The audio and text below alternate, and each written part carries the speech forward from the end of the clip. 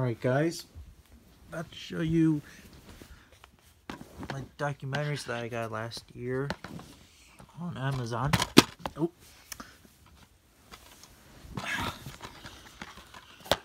This one I got from the library many years ago, but now I got it. I have it ever since. This is probably a good documentary. I only watched the Chasing Big Cats. I think I watched Jaguar, Year of the Cat, but I think I got bored of it for some weird reason. I don't know. But this one is pretty interesting. Owen and Amanda filmed 5 big cats in Africa, which are cheetah, leopard, caracal. Serval, then caracal, and lion. The lion one, no one has ever actually filmed a serval and caracals before, but Owen and Amanda, I think, were the first ones to film a serval and caracal in the wild. Pretty interesting. The lion part is actually very depressing because they filmed those lions for many years. I heard, I think since a decade. The pride called the Talkie Talks. The Talkie Talks were a very interesting pride.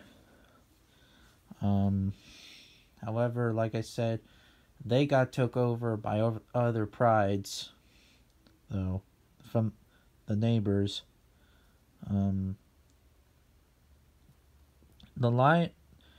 The oldest lioness had cubs. Unfortunately, her cubs did not last long. Well, her cubs were killed by an outsider probably from a neighboring pride or something. The outcast also tried to beat up the youngest lioness from the Talkie Talks, which are the Talkie Talks, and the youngest lioness beat. They were all going at it. It's actually very rare, I think, to see 2 lionesses fight each other, because usually males do most of the fighting, but females, sometimes they can fight. A bitch cat fight, you could say. Anyways, and after that, after when the cubs got themselves killed by the outsider, things were about to get much worse. The pride males also got themselves beat up by the neighboring pride. 4 males. One of the Talkie Talk pride males escaped.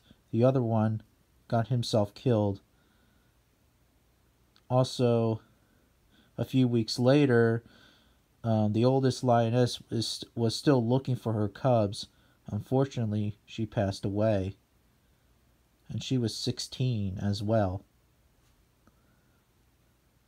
Yeah.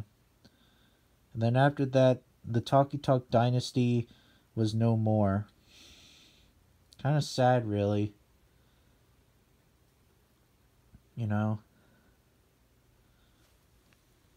And then and then their rivaling pride took over. It's sad. Real sad. And then after that, Owen and Amanda decided to call it quits. And so forth. Final. The other documentary, Leopards and Lions, which says Silent Roar, Searching of the Snow Leopard, and the Vanishing Lions. I watched the beginning, the opening of the Snow Leopard. I'm glad it actually has Hugh Miles. I didn't even know that Hugh Miles also did other documentaries, and at the time, I didn't even know that he also did some of the PBS documentaries for many years ago. So Hugh Miles was at his prime, And surprisingly, Hugh Miles is still alive today. You know, um, he's actually one of my favorite filmmakers. Yeah, and he's old as shit now. Yeah. The other documentary, The Vanishing Lions, I watched a little bit of it. It's also kind of sad, really, because um, the Ngorongoro crater lions almost became extinct because of the plague of the flies or something.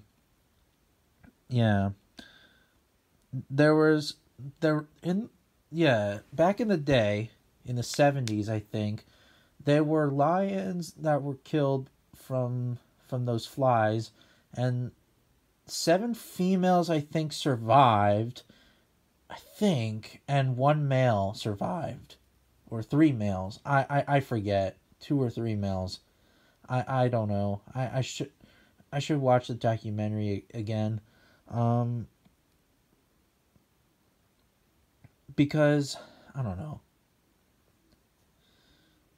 Yeah, it's really harsh, really, that the Ngorongoro crater lions almost became extinct.